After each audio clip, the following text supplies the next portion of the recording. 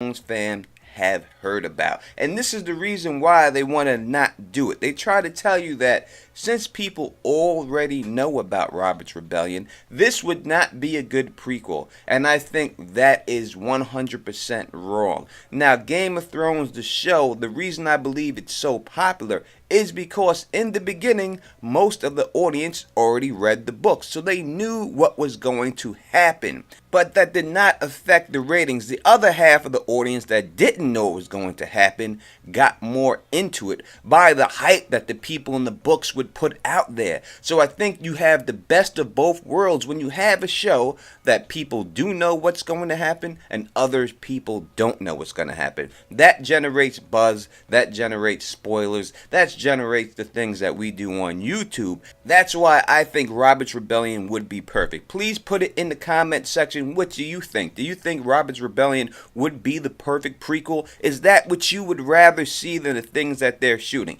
And if I was shooting this show, I would stretch it because you have 10 episodes. The first episode, I would just have everyone learning about this tournament or getting ready for the tournament of Harrenhal. And then that's when I would give everyone's backstory, and that's when I would give everybody's motivations of why they are actually going to this tournament. And then you could basically flesh out that how it's Rhaegar that set this tournament up, and he really has a plan to overthrow his father during this tournament and trying to get the support of the High Lords, and that's why that they're having this tournament in the first place. So that's what I would do that, and then I would show the Mad King in all of his glory and why people would want that to happen. That would be like my opening episode.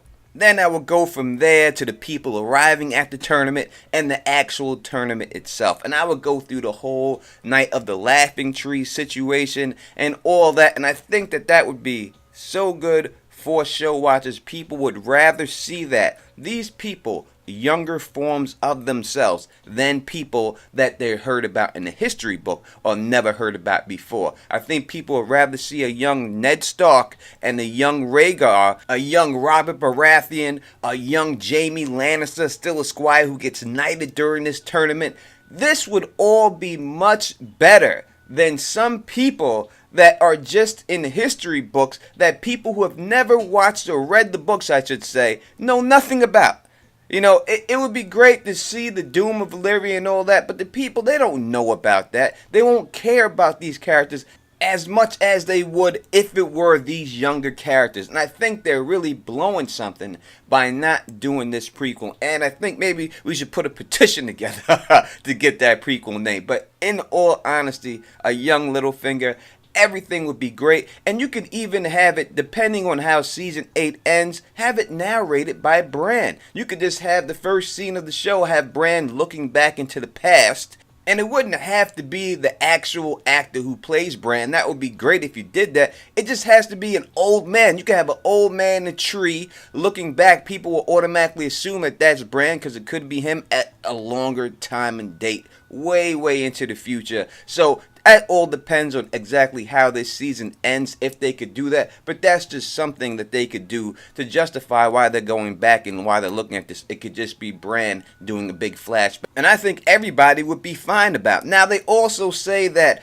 oh, people know this so much, that's why we don't want to do it. Well, we don't know what goes on between the kidnapping of Lyanna. Or we know it's not a real kidnapping, but what would be perceived as a kidnapping. We don't know how long between the tournament and the kidnapping actually took place. So you have a lot of area there where you can just play around with and set up the story. I would like to see the story of how the Tullys and the Starks worked out the marriage, how all that was going down. You have that marriage building up to the marriage and then the kidnapping of Lyanna, and you have Brandon Stark running down the King's Landing, and you have his father going down there, then you have what eventually leads to Robert's Rebellion, which sets up perfectly to have all the drama, all the connivingness, all the backstabbing in the early episodes to lead up to all these great battles that we get or we should get.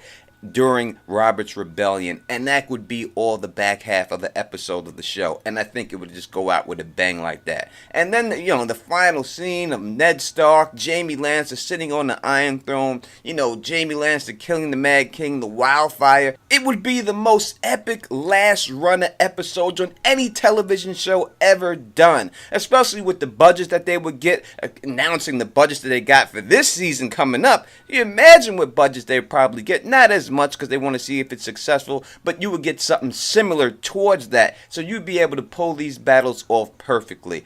I just think that they're missing the ball. They're dropping the ball on this one by not doing Robert's Rebellion, the prequel we deserve to get. So please put it in the comment section. Do you want to see Robert's Rebellion? Do you think that would be the best prequel idea? If you think there's a better prequel idea, put it down and let me know what you think would be better than Robert's Rebellion, because I really can't see that. And if you want, I'll do a full episode guide. I'll do every episode. I'll board it up for Robert's Rebellion, all 10 of them, to prove to you that it can be done and how it should look if the Don was doing it. Next, my Patreon family tree. I love all you guys. I'm working on a new Patreon family tree. If it doesn't come back soon, I'm going to go back to the old one. So, if you like the way I do this, please thumbs up this, please spread this across the realm, and please subscribe. And until next time, you know who it is. Peace, and stay sexy.